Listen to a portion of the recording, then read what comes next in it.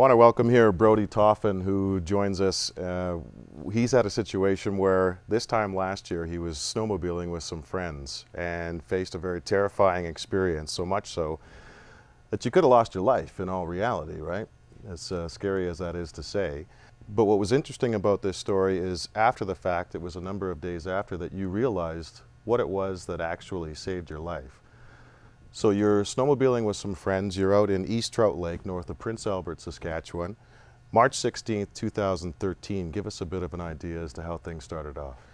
Well, we were looking forward to this trip. There's 4 of us in total. Put about 200 kilometers on that day, and I decided just to go for one more ride. There's three of the guys stayed back at the cabin, and I went out, and our cabin was right on the lake. And I said, I'm just going to go for a quick ride. And the guy said, well, just be careful, it's getting dark. And it was kind of 7 o'clock at night. You've got a lot of experience snowmobiling, yeah. Ice fishing. I'd been ice fishing since I was 4 years old, snowmobiling the same amount of time. Never in a million years I think I'd ever fall through the ice. You saw something from afar, right? Yeah, I saw it looked like a penguin, and I thought to myself, wow, okay, the 200 kilometers, you start to second guess yourself, and you kind of stop, and I shook my head, took my helmet off, and saw it running, and I figured, well, this is pretty cool, I want to see what it is. So the closer I get up, I realized it was an otter, and wherever otters are, you kind of, a little leery about open water, but I was right in the middle of the lake, and I thought, well, they stay along shore, and there's no way that there's open water there. So I did a big circle around my snowmobile, and I saw him dip down, and I kind of went, uh-oh, and slowed down a little bit, and came about maybe 10 yards away, and got off my sled and kind of went to see where he dipped down. It looked like it was an old ice fishing hole that he dipped in, and I started walking. And as soon as I walked, it was like a sheet of glass broke from underneath me. I was engulfed, and it was above my helmet, it was above me. I couldn't tell how deep I was, couldn't feel the bottom. I didn't know how far away I was from my sled. It just happened so fast. I remember the water just being so cold, and they say that it's like, 1,000 needles poking your body, and I believe it, I really do, because it was the most uncomfortable situation I've ever been in. And threw my helmet off because it wasn't buckled. I got one hand free and threw it off, and realized that I was in quite a bit of trouble. I'm thinking to myself, well, this is it. This is absolutely it. I'm dead in the water, like literally dead in the water.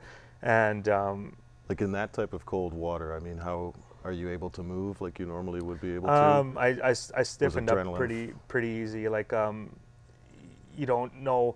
It's such a weird experience. You don't really know. Water's different when it's cold, and as in a pool or in the summertime, and you've got this gear on, and the gear is designed to help you.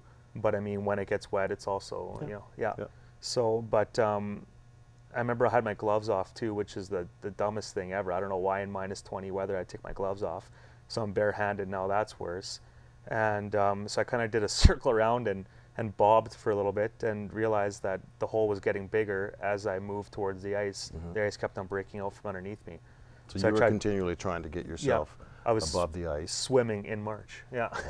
Swimming to the ice in March and trying to push my body up over top of it, and it kept on breaking out from underneath me, and I was getting tired. At this point, I was out all day. We left the cabin at 7 in the morning, and it was 7 at night, so I'm pretty tired.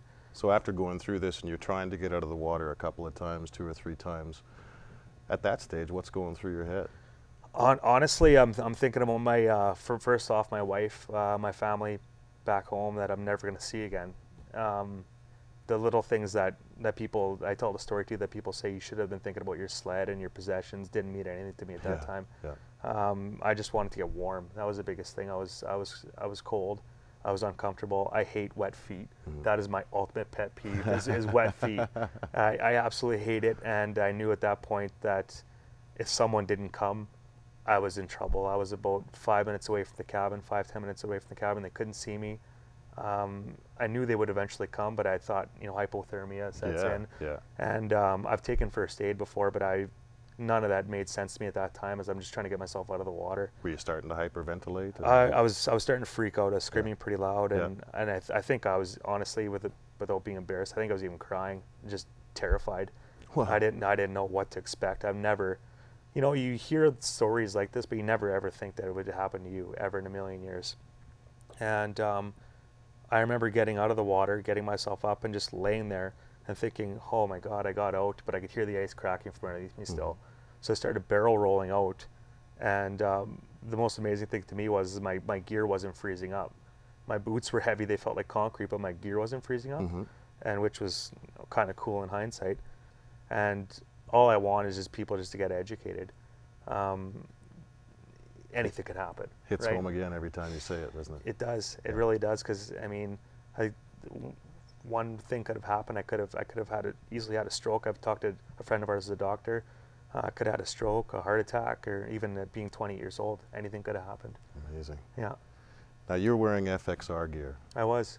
And something interesting about that is you realized a few days after the fact that the FAST technology was in the FXR gear. I did. So the flotation assistance technology. How did you find that out?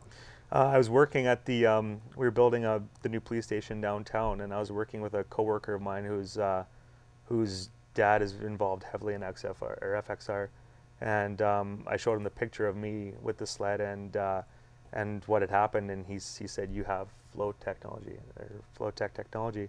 I said, "Well, what do you mean? What is that?"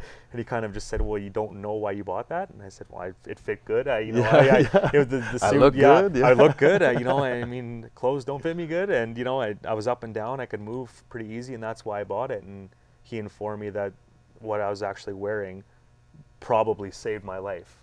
Wow. It was definitely. I would not buy anything without it.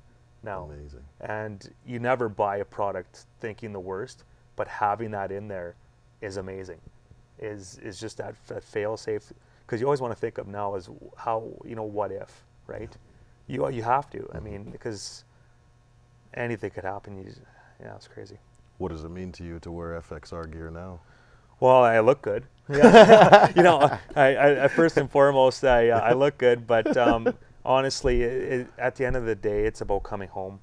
It is. You can have as much fun as you want with your best friends, but I keep replaying that message in my head as if they had to tell my wife that I wasn't coming home.